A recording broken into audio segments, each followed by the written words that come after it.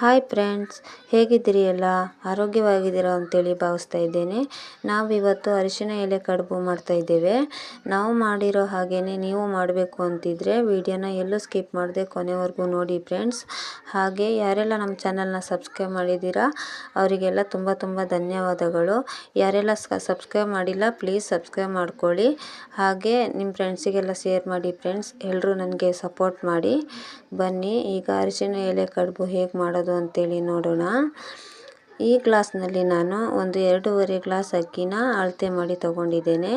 ಇದನ್ನು ಒಂದು 3 ಸರಿ ನೀರಿನಲ್ಲಿ ಚೆನ್ನಾಗಿ ವಾಶ್ ಮಾಡಿ ತಗೊಂಡು ಬಂದಿದ್ದೇನೆ. ಮತ್ತು ಈಗ ಅದಕ್ಕೆ ಸ್ವಲ್ಪ ನೀರು ಹಾಕ್ಬಿಟ್ಟು ನೆನೆಯೋಕ್ಕೆ ಬಿಟ್ಟಿದ್ದೀನಿ. ಒಂದು 2.5 ಗಂಟೆ ನೆನೆದ್ರೆ ಸಾಕಾಗುತ್ತೆ. ನಾನು ತಗೊಂಡಿರೋ ಅಕ್ಕಿಗೆ ಒಂದು ಕಾಯಿ ಸಾಕಾಗುತ್ತೆ. ಈ ಪೂರ್ತಿ ಕಾಯಿನ ನಾವು ತಗೊಳ್ಬೇಕು. ಅರ್ಧ ಬಡೆ ಕಾಯಿ ಹಾಕಿದರೆ ಸ್ವಲ್ಪ ಗಟ್ಟಿ ಬಂದುಬಿಡುತ್ತೆ. ಹಾಗಾಗಿ ಒಂದು ಇಡೀ ಕಾಯಿನ ಹಾಕಬೇಕು. ಅದನ್ನು ಸ್ವಲ್ಪ ನಾವು ಬಿಸಿ ಮಾಡಬೇಕು. ಯಾಕೆಂದರೆ ಅದರಲ್ಲಿ ಸ್ವಲ್ಪ ಹಸಿ ಸ್ಮೆಲ್ಲೆಲ್ಲ ಇರುತ್ತೆ. ಅದು ಹೋದರೆ ತುಂಬ ಚೆನ್ನಾಗಿ ಬರುತ್ತೆ ಹಿಟ್ಟೆಲ್ಲ. ಹಸಿ ಸ್ಮೆಲ್ ಹೋಗೋ ಮಟ್ಟ ಹುರಿದ್ರೆ ಸಾಕು. ಅದನ್ನು ಕಪ್ಪಗೆಲ್ಲ ಮಾಡೋಕ್ಕೆ ಹೋಗಬಾರ್ದು. ಹಾಗೆ 1.5 ಅಚ್ಚು ಬೆಲ್ಲ ಸಾಕಾಗುತ್ತೆ. ಅದನ್ನು ಹೀಗೆ ಸ್ವಲ್ಪ ತುರ್ಕೊಂಡು ಕಾಯಿ ಒಟ್ಟಿಗೆ ಮಿಕ್ಸ್ ಮಾಡ್ಕೊಳ್ಬೇಕು. ಚೆನ್ನಾಗಿ ಮಿಕ್ಸ್ ಮಾಡಬೇಕು. ಈಗ ಅಕ್ಕಿ ನೆಂದಿದೆ, ರುಬ್ಕೊಳ್ಳೋಣ. ಅದನ್ನು ತುಂಬ ಸಣ್ಣ ರುಬ್ಬಾರ್ದು. ಚಿರೋಟಿ ರವೆ ಅಷ್ಟು ರುಬ್ಬಿಕೊಂಡ್ರೆ ಸಾಕಾಗುತ್ತೆ. ತುಂಬ ಸಣ್ಣ ರುಬ್ಬಿದ್ರೆ ಚೆನ್ನಾಗಿರೋದಿಲ್ಲ. ಹಾಗೆ ಮತ್ತು ಕಾಯಿನೂ ಬೆಲ್ಲನೂ ಸಪ್ರೇಟಾಗಿ ರುಬ್ಕೊಳ್ಬೇಕು. ಅದನ್ನು ಸ್ವಲ್ಪ ರುಬ್ಬಿದರೆ ಸಾಕು. ತುಂಬ ಸಣ್ಣ ಏನು ಆಗಬೇಕಾಗಿಲ್ಲ. ಈ ಥರ ಗಟ್ಟಿ ಇದ್ದರೆ ಚೆನ್ನಾಗಿರುತ್ತೆ. ಹಾಗೆ ಗ್ಯಾಸ್ನಲ್ಲಿ ಒಂದು ಪಾತ್ರೆ ಇಟ್ಬಿಟ್ಟು ಅದಕ್ಕೆ ಸ್ವಲ್ಪ ಎಣ್ಣೆ ಹಾಕಿ ಬಿಸಿ ಆಗೋಕ್ಕೆ ಬಿಡಬೇಕು. ಬಿಸಿಯಾದ ನಂತರ ನಾವು ಅದಕ್ಕೆ ಅಕ್ಕಿ ಬಂದನ ಮಿಕ್ಸ್ ಮಾಡಬೇಕು. ಅಕ್ಕಿ ಬಂದ ಹಾಕಿದ ಮೇಲೆ ಗ್ಯಾಸನ್ನು ಲೋ ಫ್ಲೇಮಲ್ಲೇ ಇಡಬೇಕು. ಮೀಡಿಯಮ್ ಫ್ಲೇಮಲ್ಲಾಗಲಿ ಹೈ ಫ್ಲೇಮಲ್ಲಾಗಲಿ ಇಟ್ಟರೆ ತಳ ಎಲ್ಲ ಸೀದ್ಬಿಡುತ್ತೆ. ತಳಕ್ಕೆ ಎಣ್ಣೆ ಹಾಕೋದ್ರಿಂದ ಗಂಟುಗಳು ಆಗೋದಿಲ್ಲ. ಹೀಗೆ ಸ್ವಲ್ಪ ಗಟ್ಟಿ ಆಗಿದೆ ಅಂತ ಅನಿಸುವಾಗ ನಾವು ಅದಕ್ಕೆ ಆಗ ರುಬ್ಕೊಂಡಿದ್ವಲ್ಲ ಕಾಯಿ ಮತ್ತು ಬೆಲ್ಲ, ಅದನ್ನು ಮಿಕ್ಸ್ ಮಾಡಬೇಕು. ಕಾಯಿ ಮತ್ತು ಬೆಲ್ಲ ಹಾಕಿದ ಮೇಲೆ ಕೈ ಬಿಡದೆ ತಿರುಗಿಸ್ತಾನೆ ಇರಬೇಕು.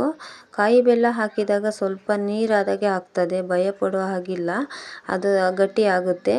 ನೀವು ಅಕ್ಕಿನ ರುಬ್ಬಿದ ಬಂದದಲ್ಲಿ ಎಷ್ಟು ನೀರಿರುತ್ತೆ ಅದೇ ನೀರಿನಲ್ಲೇ ಮಾಡಬೇಕು. ಎಕ್ಸ್ಟ್ರಾ ನೀರೆಲ್ಲ ಸೇರ್ಸೋಕ್ಕೆಲ್ಲ ಹೋಗಬಾರ್ದು. ಹೀಗೆ ಗಟ್ಟಿಯಾಗಿ ಬರುವಾಗ ಅದಕ್ಕೆ ನಾವು ಏಲಕ್ಕಿ ಬೀಜನ ಆ್ಯಡ್ ಮಾಡಬೇಕು. ಏಲಕ್ಕಿ ಬೀಜನ ಆ್ಯಡ್ ಮಾಡಿ ಚೆನ್ನಾಗಿ ಸ್ಪ್ರೆಡ್ ಆಗುವಾಗೆ ಅದನ್ನು ತಿರುಗಿಸ್ತಾನೇ ಬೇಕು. ನೋಡಿ ಈಗ ಹಿಟ್ಟು ರೆಡಿಯಾಗಿದೆ.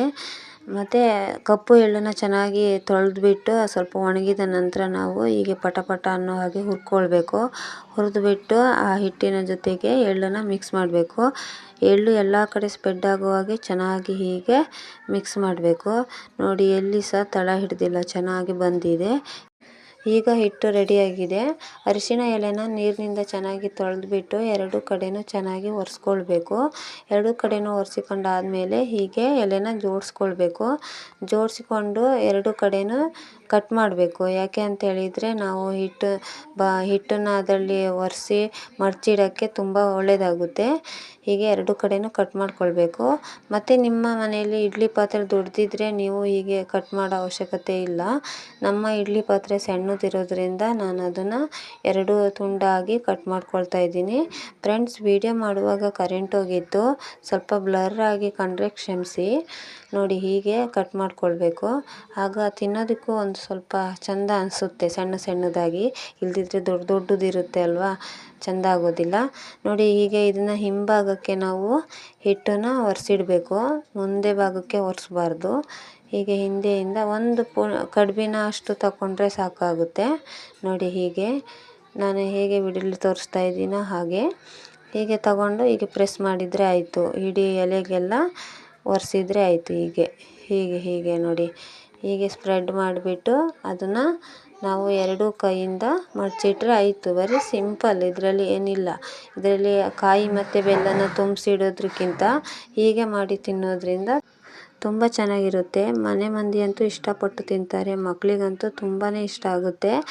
ಹೀಗೆ ನೀವು ಒಂದ್ಸರಿ ಟ್ರೈ ಮಾಡಿ. ಹೇಗೆ ಬಂತು ಅಂತೇಳಿ ನನಗೆ ಕಾಮೆಂಟ್ ಮುಖಾಂತರ ತಿಳಿಸಿ. ಅರ್ಧ ಗಂಟೆ ಬೇಯಕ್ಕೆ ಇಡೋಣ. ಅರ್ಧ ಗಂಟೆ ಆಗಿದೆ. ಈಗ ನೋಡೋಣ ಈಗ ಹೇಗೆ ಬೆಂದಿದೆ ಅಂತೇಳಿ. ನೋಡಿ ನಾನು ಓಪನ್ ಮಾಡಿ ತೋರಿಸ್ತಾ ಇದ್ದೇನೆ. ಎಷ್ಟು ಚೆನ್ನಾಗಿ ಬಂದಿದೆ ಅಂತೇಳಿ ನೀವೇ ನೋಡಿ. ನೀವು ಮನೇಲೂ ನೀವು ಟ್ರೈ ಮಾಡಿದಾಗ ನಿಮಗೆ ಗೊತ್ತಾಗುತ್ತೆ ಎಷ್ಟು ಚೆನ್ನಾಗಿದೆ ಅಂತೇಳಿ.